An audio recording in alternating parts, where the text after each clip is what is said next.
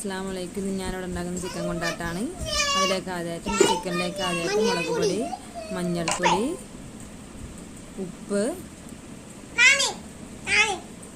കുറച്ച് ഒരു ചെറുനാരങ്ങ,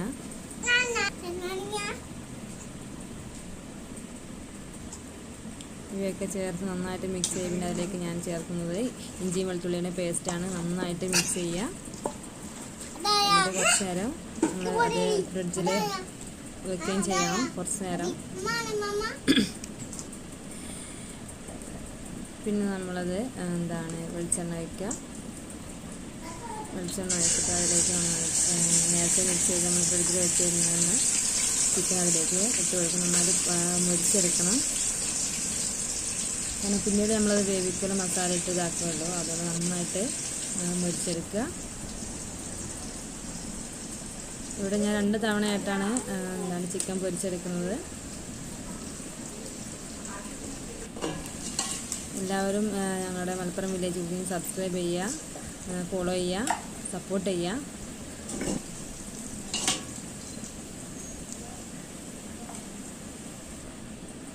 നന്നായിട്ട് മുരിഞ്ഞിട്ടുണ്ട്. നമ്മൾ പാത്രത്തിലേക്ക് ഇട്ട് വീണ്ടും നമ്മൾ പൊരിച്ചെടുക്കുകയാണ്. അത് വീണ്ടും പാത്രത്തിലേക്ക് ഇടുക. പിന്നീട് ഇതേ എണ്ണയിൽ തന്നെയാണ് ഞാൻ ബാക്കിയുള്ളത് ചെയ്യണത്. ഇതിലേക്ക് ആദ്യം വറ്റൽമുളക്, കറിവേപ്പില രണ്ടും കൂടെ ആദ്യം വറുത്തെടുത്ത് കോരി വെക്കണം. നന്നായിട്ട് വറുത്തെടുക്കുക വേണം. വറ്റൽമുളക് നന്നായിട്ട് വറുത്തെടുക്കുക.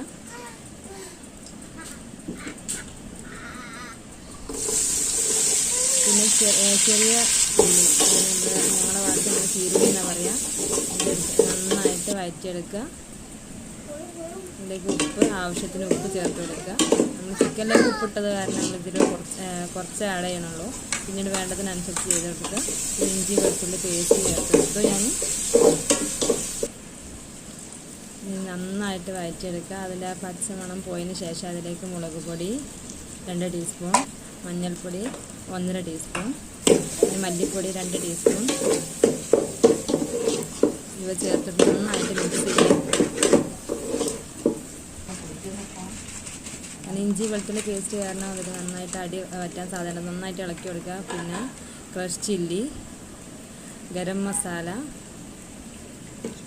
ചിക്കൻ മസാല ഇവയൊക്കെ നന്നായിട്ട് ചേർത്ത് കൊടുത്തിട്ട് നന്നായിട്ട് വെന്ത് വന്നതിന് ശേഷം നമുക്ക് അതിലേക്ക് നേരത്തെ ഉണ്ടാക്കി വെച്ചിട്ടുള്ള ചിക്കൻ അതിലേക്ക് ചേർത്ത് കൊടുത്ത് നന്നായിട്ട് ഇളക്കി കൊടുക്കുക.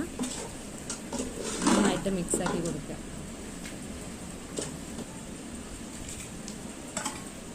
അതിലേക്ക് നേരത്തെ നമ്മൾ കോരി വെച്ചിട്ടുള്ള വറ്റൽമുളകും കറിവേപ്പിലയും ചേർത്ത് കൊടുത്തിട്ടുണ്ട്.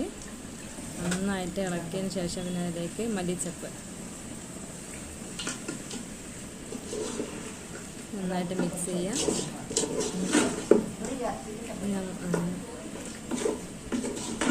ഇവിടെ ചിക്കൻ കൊണ്ടാട്ടം നമ്മൾ റെഡി ആയിട്ടുണ്ട്.